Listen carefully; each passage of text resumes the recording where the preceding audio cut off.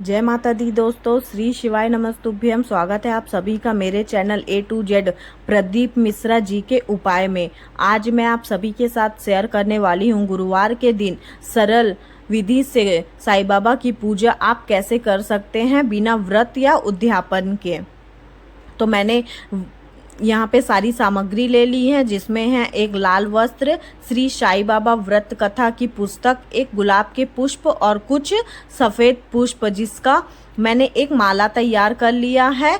भोग में मैंने मिश्री और केले का लिया है। एक कनेर के पुष्प लिए हैं मैंने, वस्त्र रूपी जनेऊ, अगरबत्ती, माचिस, इत्र, कुछ गुड़हल के पुष्प और अक्षत्र, कुमकुम, लाल चंदन, सफ़ेद चंदन और दीप जलाने के लिए मैंने सरसों तेल का इस्तेमाल किया है। आप चाहे तो देसी घी का भी इस्तेमाल कर सकते हैं। मैंने इस जगह को गंगा जल से अच्छे से साफ़ कर लिया है। उसके ऊपर हम एक पाटा रखेंगे। पाटा के ऊपर मैंने यहाँ पे लाल वस्त्र डाले हैं। आप चाहे तो पीले वस्त्र की भी इस्तेमाल कर सकते हैं। पाटा के सामने मैंने एक रंगोली बनाई है, जिसमें मैंने अक्षत्र और कुमकुम से सजा लिया है। पाटा के ऊपर मैंने जो लाल वस्त्र बिछाए थे, उसमें मैंने कुछ सफ़ेद पुष्प से सजा लिए हैं।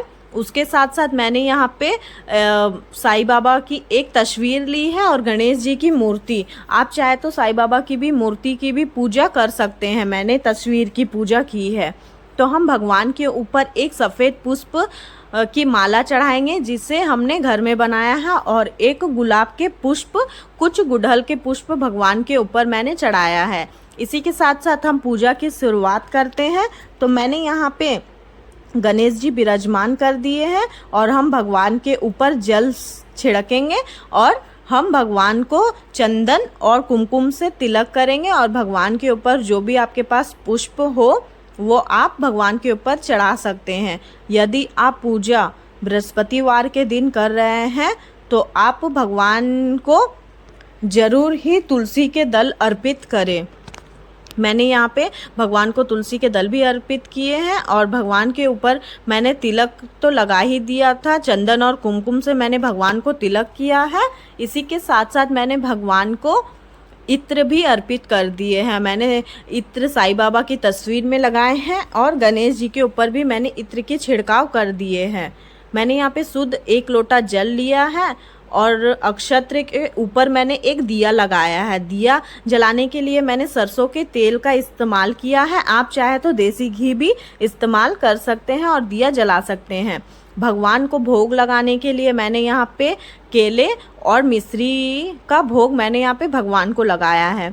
आप चाहे तो आपके पास जो भी फल या मिठाई है, या फिर आप खीर बना के भी भगवान को भोग लगा सकते हैं। यहाँ पे मैंने भगवान के पास श्री साईं बाबा व्रत कथा की एक पुस्तक रखी है और भगवान को वस्त्र के रूप में मैंने मौली अर्पित की है।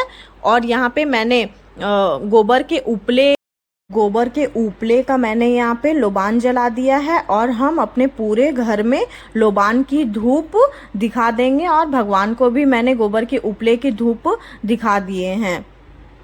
तो इसी के साथ साथ हम अपनी पूजा की समाप्ति साईं बाबा की आरती और व्रत कथा की पुस्तक पढ़ के करेंगे। तो मैंने यहाँ पे साईं बाबा की आरती चला दी है और साईं बाबा की हमने अच्छे से आरती कर ली है। अब हम भगवान जी को दोनों भगवान जी को अच्छे से हम आरती दे देंगे और श्री साईं बाबा व्रत कथा की पुस्तक पढ़नी शुरू करेंगे। यदि आप बिना व्रत या उद्यापन से पूजा करना चाहते हो तो बृहस्पतिवार के दिन साईं बाबा की एकदम सरल विधि से ऐसे पूजा कर सकते हैं। यदि आपकी मन की इच्छा हो तो आप इस पुस्तक को भी पूरे पढ़ सकते हैं। इसमें साईं बाबा चालीसा, साईं बाबा व्रत कथा सभी दिए गए हैं। तो आप इस पुस्तक को पूरा पढ़ सकते हैं। आप रोजाना भी अगर इस पुस्तक को पढ़ना चाहते हैं तो पढ़ सकते हैं। अब हम भगवान के सामने कुछ अक्षत्र छिड़क के भगवान जी से आशीर्वाद ले लेंगे। भगवान जी,